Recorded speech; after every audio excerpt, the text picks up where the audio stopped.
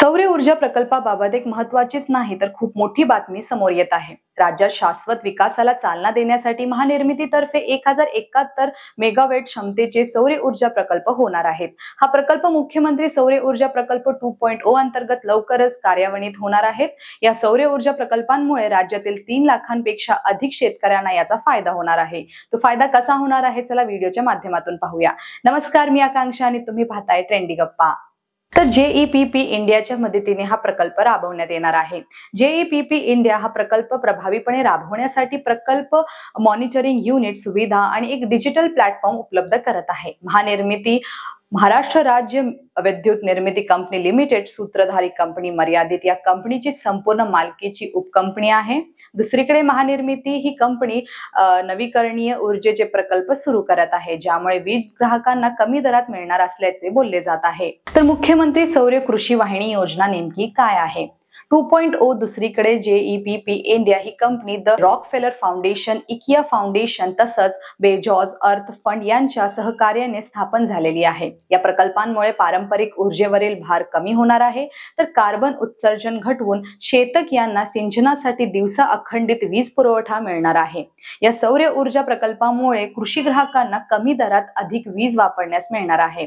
मुख्यमंत्री सौर कृषी वाहिनी योजना 2.0 या 2025 पर्यंत सुमारे 30% फीडरचे सोलरायझेशन उद्दिष्ट मिशन 2025 निश्चित केले गेले आहे। पर्यायी आणि स्वच्छ ऊर्जा निर्मितीसाठी जगभर प्रयत्न सुरू आहेत। भारतानेही या उपक्रमात सहभागी होत विविध सौर ऊर्जा प्रकल्पांची निर्मितीचा सपाटा लावला आहे। त्यातूनच स्वच्छ ऊर्जा निर्मितीच होत नाही तर स्वस्त वीज उपलब्ध होण्यासही मदत होत आहे। तर महानिर्मितीला सौर ऊर्जा योजनेसाठी जेईपीपीची मदत कशी?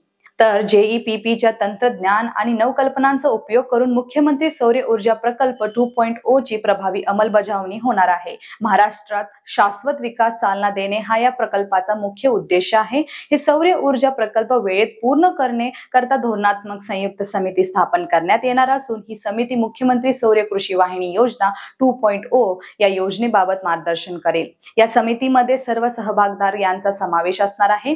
जेईपीपी इंडिया व महानिर्मितीतर्फे सेंट्रल डॅशबोर्ड तयार करण्यात येणार असून यामार्फत जमीन संपादन ते प्रकल्प उभारणी प्रगती यांचे दैनंदिन तत्वावर अवलोकन करण्यात येणार आहे। सर्व भागधारकांसाठी या डॅशबोर्ड वापरण्याबाबतचे प्रशिक्षण देण्यात येऊन हे सौर प्रकल्प वेळेत पूर्ण होण्यासाठी प्रयत्न करण्यात येत आहेत। या प्रकल्पांच्या माध्यमातून रोजगाराच्या नवीन संधी निर्माण होणार आहेत। प्रकल्प व्यवस्थापन व देखरेख पाहूया। मुख्यमंत्री सौर कृषी वाहिनी 2.0 योजनेबाबत मार्गदर्शनासाठी धोरणात्मक संयुक्त समिती स्थापन होणार आहे।